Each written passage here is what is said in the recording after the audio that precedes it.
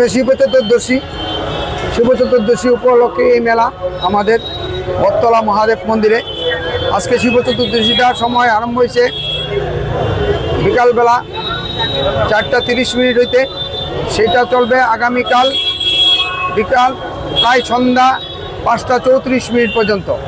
আজকে যারা বাবার মাথায় জল ঢালতে আসেন 4:30 পর থেকে জল ঢালা আরম্ভ হয়েছে, সারা রাত্রে চলবে। আবার কালকা সকাল থেকে 5:34 পর্যন্ত বাবার মাথায় জল দেওয়া হবে।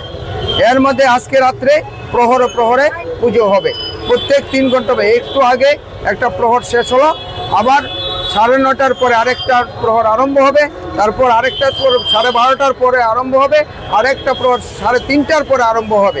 তারপর ঠাকুরকে একটু বিশ্রাম দেওয়া হবে, তারপর সূর্য ওঠার সঙ্গে সঙ্গে আবার আগামী দিনের যেই পর্ব সেটা আরম্ভ হবে। সবাই শান্তি কামনা চায় শিবের কাছে।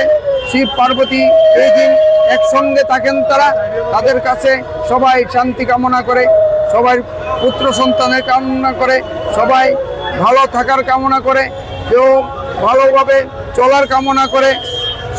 সবাই যাতে ভালো হয়, সার্বিক সবাই যাতে ভালো হয়, বিশ্ব যাতে শান্তি হয়, এই কামনা বাবার কাছে সবাই করে।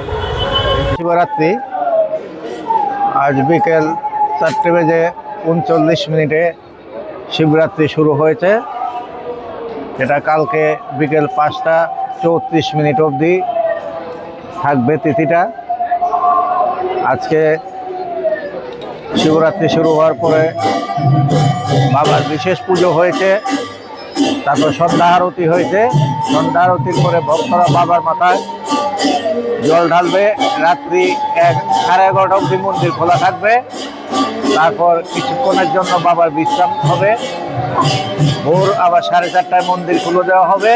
5:30টায় বাবার সোমবারের বিশেষ পুজো হবে। পুজোর পরে 6টা থেকে ভক্তরা সারাদিন বাবার মাথায় জল ঢালবে যতক্ষণ পর্যন্ত তিথি না শেষ হয়। আজকে কয়টা লেগেছে এবং কালকে কয়টা শেষ হবে?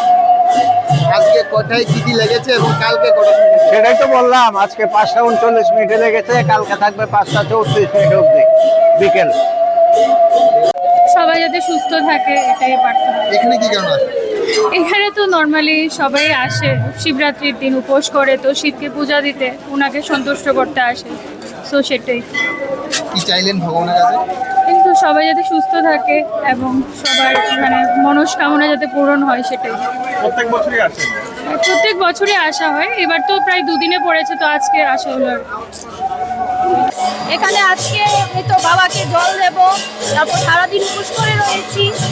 এই আজকে রাত্রি ফল টল আহার করবো। ভগবানের কাছে কি প্রার্থনা করলেন আজকে? এই তো স্বামীর, মেয়ে, সন্তানের এবং যত আত্মীয় স্বজন আছে সবারই মঙ্গল কামনা করেছি।